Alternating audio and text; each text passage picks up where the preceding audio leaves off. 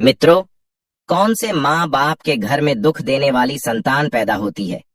अक्सर आप लोगों ने देखा होगा, पति पत्नी में सामंजस्य नहीं बनता, जबकि दोनों प्रयास करते हैं कि सामंजस्य बन जाए, लेकिन फिर भी उन दोनों में आपस में नहीं बनती है। आखिर क्यों एक पिता अपने पुत्र को पालने में कोई कसर नहीं छोड़ता है, हर तरफ से उसे सुख प्रदान करने की कोशिश करता है, लेकिन जब वही पुत्र बड़ा होता है तो पिता को दुख देता है। आखिर एक आदमी हमेशा खाने पीने में सभी तरह के परहेज करता है, पूरी सतर्कता के साथ अपने जीवन को व्यतीत करता है, फिर भी वह पूरा जीवन बीमार ही रहता है। क्यों कोई आदमी दिन रात मेहनत करने के बाद भी उसका जीवन अभाव में व्यतीत होता है। आखिर क्यों मित्रों? ऐसे न जाने कितने क्यों हैं जो हमारी और आपकी समझ से परे हैं कि यह सब क्या हो रहा है। मित्रों, हमारे धर्मशास्त्रों का मानना है कि पूर्व जन्म में किए गए कर्मों का फल प्राणी को इस जन्म में भोगना पड़ता है। कर्म लौट करके आता जरूर है, कोई माने या ना माने, लेकिन यह बात बिल्कुल सत्य है कि आपके कर्म आप तक वापस आते जरूर है। किसी के घर में सुख देने वाली संतान पैदा होती है तो किसी के घर में दुख देने वाली संतान पैदा होती है। आखिर ये सब क्यों होता है मित्रों? कहीं ना कहीं यह सब हमारे ही कर्मों का फल है, जिसके कारण यह सब होता है। दोस्तों, इन सब बातों को जानने के लिए आप इस कथा को पूरा सुनना जो मैं आज आपको कहानी सुनाने जा रहा हूँ। मित्रों, ये कहानी मनुष्यों के लिए बड़ी ही महत्वपूर्ण होने वाली है। मेरा आपसे निवेदन है कि इसको पूरा सुनना और जरूर सुनना। मित्रों, इसी कहानी में मैं आपको बताऊंगा कि पूर्व जन्म में किए गए कर्म का फल व्यक्ति को इस जन्म में कैसे भोगना पड़ता है। नमस्कार मित्रों, आप सभी लोगों से निवेदन है कि इस कथा को और कहानी को सुनने से पहले कमेंट बॉक्स में जय श्री कृष्णा लिखकर, वीडियो को लाइक करके, चैनल को सब्सक्राइब करके बेल आइकन ऑल पर प्रेस कर लीजिए, जिससे आप सभी लोगों को हमारा वीडियो सबसे पहले मिले और आप सभी लोग प्राचीन कथाओं और कहानियों से जुड़े रहें। मित्रों, बहुत पुराने समय की बात है। एक गांव में दो कुत्ते रहते थे। दोनों आपस में गहरे मित्र थे, साथ साथ रहते तथा सोते खाते खेलते थे। उनमें से एक का नाम था धीरा और दूसरे का नाम था वीरा। एक दिन धीरा और वीरा जब दोनों साथ में बैठे तो आपस में बातें करने लगे। धीरा कहने लगा कि मित्र वीरा, पता नहीं हम कौन से बुरे कर्म दोनों ने किए थे जो हमें कुत्ते के रूप में जन्म मिला है। सुबह से शाम तक दौड़ते दौड़ते हालत खराब हो जाती है, तब जाकर के कहीं खाने को मिलता है। कभी कभी तो ऐसा होता है कि जिस दरवाजे पर जाता हूँ वहां से डंडा मार करके भगा दिया जाता हूँ। पेट भरना तो दूर की बात है, उल्टे डंडों की मार खानी पड़ती है। वीरा ने कहा, मित्र, तुम बिल्कुल सही कह रहे हो। कहीं अगर बैठने को मिल भी जाता है तो कोई ना कोई आकर के डंडे मार करके वहां से भी भगा देता है। ना तो ठीक से बैठने को मिलता है और ना ही ठीक से लेटने को मिलता है। यह जिल्लत भरी जिंदगी अब तो बोझ की तरह लगने लगी है। तभी धीरा कहने लगा कि मित्र, हमने पिछले जन्म में जरूर कोई बुरे कर्म किए होंगे, इसीलिए यह जिल्लत भरी जिंदगी हम दोनों को इस समय जीनी पड़ रही है। इसीलिए हम दोनों को तीर्थ यात्रा पर जाना चाहिए। तीर्थ की यात्रा और भगवान और साधु संतों के दर्शन करने से हम दोनों का कल्याण हो जाएगा। यह जन्म तो ना सही, कम से कम अगला जन्म तो सुधर ही जाएगा। यही सोच करके मित्रों, एक दिन दोनों कुत्तों ने तीर्थ यात्रा करने का फैसला किया और वह निकल पड़े। किंतु वह रास्ता नहीं जानते थे। दोनों ने निश्चय किया कि यात्रा आरंभ तो करें, रास्ता तो अपने आप मिल जाएगा। एक दिन वह दोनों एक साथ तीर्थ यात्रा पर चल दिए। चलते चलते जब रात का समय हो गया तो वह दोनों गांव के बाहर एक पेड़ के नीचे सो गए। थके ज्यादा होने के कारण उन्हें तुरंत नींद आ गई। सुबह होने पर फिर से अपनी यात्रा पर निकल पड़े। चलते चलते लगभग दोपहर का समय हो गया तो उन दोनों को भूख का एहसास होने लगा। धीरा ने वीरा से कहा कि मित्र, अब तो मुझसे एक कदम भी नहीं चला जाता। भूख के मारे मेरे तो प्राण ही निकले जा रहे हैं।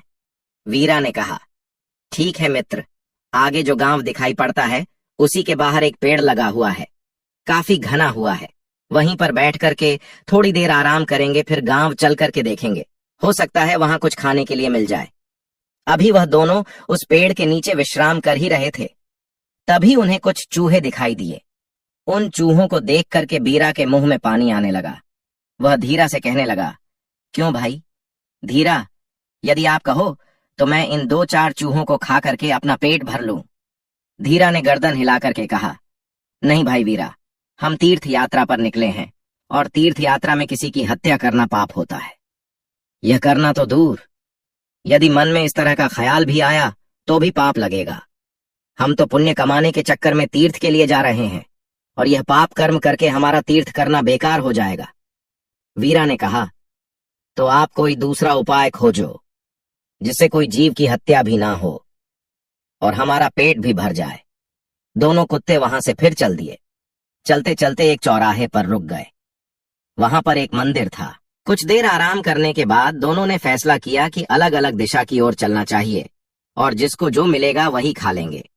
एक साथ चलते हैं तो दोनों में से किसी का भी पेट नहीं भरेगा। दोनों कुत्ते अलग अलग दिशा में वहीं से निकल पड़े।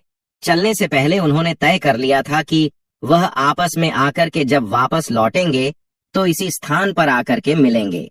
जो यहाँ पहले पहुंच आएगा वह दूसरे के आने का यहीं बैठ करके इंतजार करेगा। धीरा चलते चलते एक गांव में जाकर के पहुंच गया।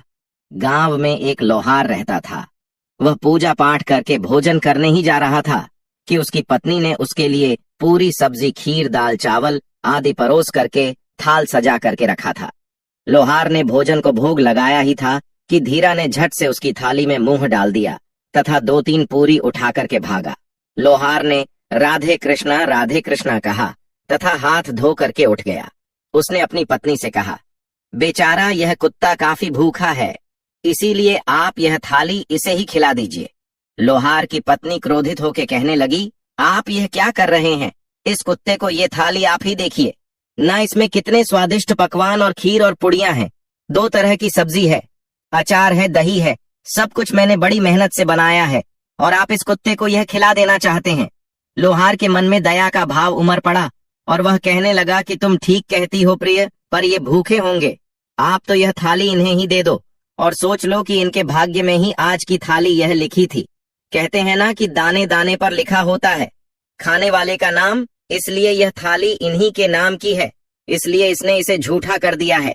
इसके बाद लोहार ने धीरा कुत्ते को खूब पेट भर के भोजन करवाया। धीरा ने उसे खूब दुआएं दी। आशीर्वाद देते हुए वह वहां से चला गया। उधर वीरा भटकते भटकते एक व्यापारी के यहाँ पहुंच गया। व्यापारी अपने ग्राहकों से नोक झोंक करके अपने घर को पहुंचा था। उसकी पत्नी थाल रख करके उसके चली गई थी। थाल में तरह तरह के पकवान और मिठाइयां थीं। जब वह व्यापारी खाने के लिए बैठा और थाल खोल करके खाना खाने को तैयार हुआ ही था कि वीरा ने तुरंत ही उसके भोजन में मुंह डाल दिया तथा थोड़ी सी पूड़ी का टुकड़ा तोड़ करके वह भागा। व्यापारी एकदम गुस्से से भर उठा। उसकी आंखें अंगारों की तरह लाल हो गई, उसकी भौहें तन गई। उसने कोने में खड़ी हुई लाठी को उठाया और गाली देते हुए उसने लाठी से इतनी जोर से वीरा की कमर पर वार किया कि कुत्ते की कमर टूट गई। वह पीड़ा से चिल्लाने लगा और चनपटाने लगा। कमर टूट जाने के कारण वह भाग भी नहीं सका। इसी बीच उसकी कमर में 2-4 लाठियां और पड़ गईं। कुत्ता अधमरा हो गया। वीरा सोचने लगा कि आया था पेट भरने, पेट की आग को तो शांत करने के लिए आया था, लेकिन यहाँ तो जान के लाले पड़ गए। कितना निर्दय यह सेठ है कि एक पूड़ी भी यह बर्दाश्त नहीं कर सका और इसने मेरी कमर तोड़ डाली। उधर धीरा चौराहे पर खा पी करके मस्त पड़ा था। वह आंखें फाड़ फाड़ करके अपने साथी का इंतजार कर रहा था। उसका साथी उसे कहीं भी नजर नहीं आ रहा था। लाचार तथा उदास होकर के वह चौराहे पर बैठ गया। थोड़ी देर इंतजार करने के बाद वह वीरा को ढूंढने के लिए निकल पड़ा। कुछ दूर चलने के बाद उसे वीरा नजर आया। वह लपक करके उसकी ओर दौड़ा। उसकी टूटी हुई कमर को देख करके वह बहुत दुखी हुआ।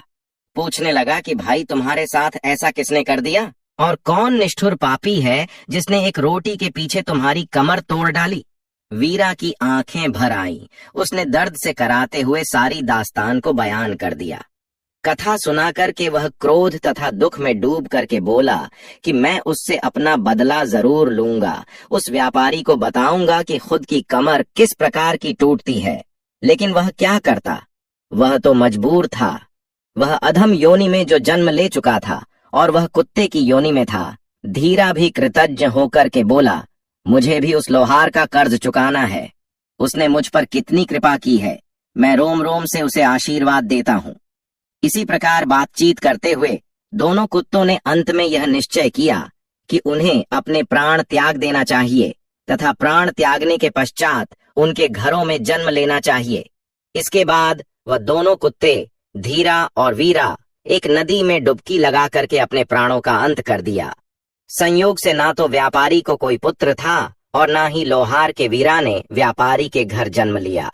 व्यापारी बहुत प्रसन्न हुआ, किंतु उसकी खुशी अगले ही पल विलुप्त हो गई। घर में इस पुत्र के पैदा होते ही उसका बैल मर गया। पत्नी अस्वस्थ रहने लगी। पहले ही उस लड़के के जन्मदिन पर किसान के हरे भरे खेत जानवर चर गए। उधर लोहार के घर में भी जब बेटा पैदा हुआ तो पुत्र के पैदा होते ही राज दरबार में लोहार की पगड़ी ऊंची हो गई। लोहार ने राजा को एक युद्ध में जीत की बात बताई। राजा युद्ध जीत गया। इससे प्रसन्न होकर के राजा ने लोहार को राजमंत्री नियुक्त कर दिया। उसे एक महल तथा अपार धन भेंट कर दिया। जैसे जैसे लोहार का बेटा बड़ा होता गया वैसे वैसे वह भी बाप के समान तेजस्वी निकलता गया। उसने छोटी सी ही उम्र में सारे शास्त्रों का अध्ययन कर लिया था। वह बड़े बड़े पंडितों को भी शास्त्रों में हरा देता था। इससे लोहार हमेशा प्रसन्न रहता था, क्योंकि उसका बेटा उसे सुख देता था। उधर व्यापारी का बेटा बड़ा ही बदतमीज निकला और बड़े ही कामचोर निकला। वह बात बात पर अपने बाप को डांटता था, उसे गालियां बकता था। वह जुआ खेल करके बचे कुचे धन को उड़ाने में लगा हुआ था। व्यापारी बहुत ही दुखी हुआ। अंत में उसने सोचा कि इसको सुधारने का कोई उपाय करना चाहिए। इस तरह विचार करते हुए वह एक ज्योतिषी ब्राह्मण के पास पहुंचा। उसने देखा कि वह ज्योतिषी ब्राह्मण अपनी कुटिया के पास में बैठा हुआ था। फिर वह व्यापारी उसके सामने गया और अपनी सारी समस्या रखी। फिर वह ज्योतिषी ब्राह्मण कहने लगा कि हे व्यापारी, तुम इसकी शादी कर दो। शादी की नकेल अच्छे अच्छों को सीधा कर देती है। फिर व्यापारी वहां से उस ब्राह्मण को प्रणाम करके अपने घर वापस चला आता है। फिर व्यापारी ने तुरंत अपने लड़के की शादी करने के लिए सोचा। वह लड़की की खोज करने लगा। लोहार का विचार भी अपने बेटे की शादी करने का हुआ। एक सुकन्या से उसका विवाह हो गया। उसके बेटे की पत्नी सुशिक्षित थी। उसने आते ही अपने घर को स्वर्ग बना दिया। व्यापारी ने भी अपने पुत्र का विवाह किया। शादी के अगले दिन उसका बेटा अचानक चल बसा। उसके बेटे की बहू ने भी आकर के घर में कोहराम मचा दिया और कहने लगी, है मेरे पति को मेरा ससुर का गया। अपनी बहू के मुंह से इतना सुनते ही उसका ससुर अचेत होकर जमीन पर गिर पड़ा। होश में आते ही वह दीवार से सिर मार मार करके दहाड़े मार करके रोने लगा और चिल्लाने लगा, हाय मेरा बेटा मेरी कमर तोड़ करके चला गया। मित्रों, हम और आप जैसा भी कर्म करते हैं उसका फल हमें भोगना पड़ता है। वह कर्म चाहे इस जन्म में किए गए हो या पूर्व जन्म में प्राणी के किए गए हो, कर्म उस तक वापस आते जरूर हैं। जैसे इस कहानी में लोहार ने अच्छे कर्म किए तो उसे अच्छी संतान मिली, वहीं दूसरी तरफ व्यापारी ने बुरे कर्म किए, इसलिए उसे कुकर्मी और दुख देने वाली संतान प्राप्त हुई। मित्रों, हमें जो जीवन में सुख और दुख मिलता है या जो कुछ भी हमारे जीवन में होता है वह कहीं ना कहीं हमारे द्वारा किए गए कर्मों के ही कारण होता है। वह कर्म चाहे इस जन्म में किए गए हों या पूर्व जन्म में किए गए हों, पति पत्नी में नहीं बैठती है, वो भी हमारे पूर्व जन्म का कर्म है। इसीलिए हमेशा किल्लत बनी रहती है और हमेशा घर में झगड़े हुआ करते हैं। कर्मों का भोग धार्मिक और आध्यात्मिक दृष्टिकोण से मिलता है। किसी भी कर्म का फल को कर्म फल कहा जाता है और इसका भोग व्यक्ति को किए गए कर्मों के अनुसार होता है। धार्मिक तथा आध्यात्मिक साहित्य में कहा गया है कि अच्छे कर्मों का काम भाव से किए गए कार्यों का फल मिलता है और विनम्रता, दया, सत्य और सेवा जैसे सद्गुण से युक्त किए गए कर्म शुभ फलों को लेकर के आते हैं। वही दूसरी तरफ कटवचन, असत्य भाषण, हिंसा, चोरी आदि को कर्म जीवन में बुरे फलों को लेकर के आते हैं और यही हमारे दुख का कारण भी बनते हैं।